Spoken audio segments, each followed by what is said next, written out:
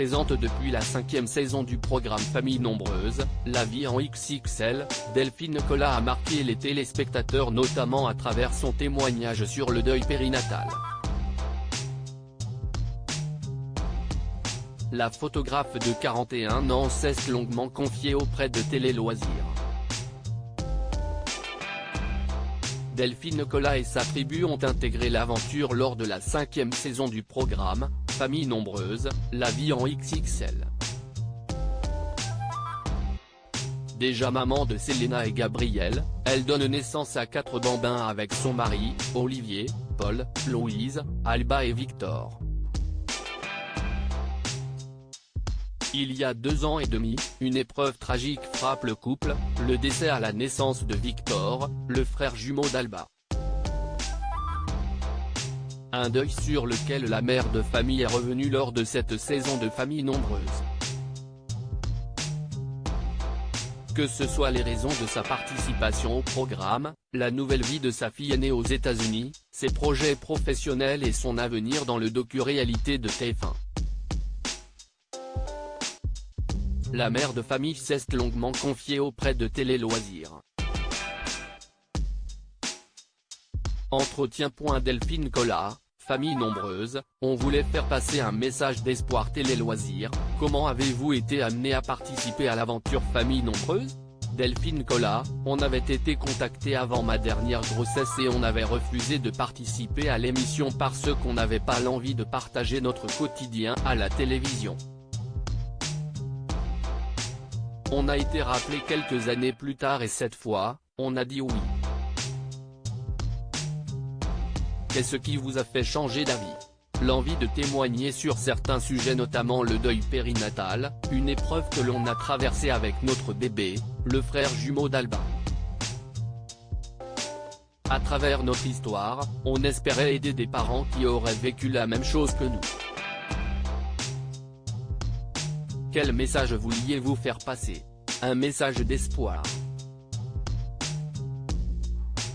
On peut traverser des épreuves très douloureuses comme la perte d'un enfant et arriver à les surmonter. Il y a encore un tabou autour du deuil périnatal. Certaines familles s'interdisent d'exprimer leur chagrin. Ce n'est pas parce que les parents sont les seuls à avoir vu leur enfant, qu'ils n'ont pas le droit d'être tristes. Est-ce que le fait de témoigner vous a aidé personnellement? Ça a été une petite thérapie d'en parler. Par le passé, des proches ont pu être mal à l'aise d'aborder le décès de Victor, mais le fait d'avoir témoigné nous a permis de faire tomber tous les tabous et les gênes qu'il pouvait y avoir. En reparler avec eux nous a fait du bien. Vous vous étiez fixé certaines limites lors de votre participation? Dès qu'on a fait l'émission, on était d'accord avec Olivier pour ne pas montrer des choses qu'on ne montrerait pas à des amis ou des collègues. Être filmé au saut du lit en pyjama, on n'en avait pas envie. Garder une certaine intimité était important pour nous. Est-ce que vous avez le sentiment de vous retrouver tel que vous êtes dans l'émission? À mon sens, certaines séquences ne reflètent pas suffisamment la complicité qu'on a entre nous. Je pense que c'est aussi dû au fait que les ados n'étaient pas forcément très à l'aise avec les caméras tout le temps. Ils sont à un âge où on pense à ce que vont dire les copains. Il y a des choses qu'ils n'avaient pas forcément envie de montrer par pudeur et c'était important de respecter leurs limites aussi. J'étais effondré quand Selena est partie aux États-Unis. Votre fille est partie à Seattle en septembre dernier. Comment va-t-elle? Elle a d'excellentes notes à l'école et elle est très bien entourée. Je n'ai pas pu fêter ses 18 ans avec elle le jour J parce qu'Olivier travaillait beaucoup et on n'a pas réussi à s'organiser malheureusement, mais des amis lui ont fait une surprise pour son anniversaire. Il ne se passe pas une journée sans qu'on échange via WhatsApp et je la sens hyper épanouie. C'était son rêve de vivre aux États-Unis. En tant que maman, comment gérez-vous ce manque? J'étais effondré quand elle est partie parce qu'elle était à l'autre bout du monde dans une grande ville à seulement 17 ans.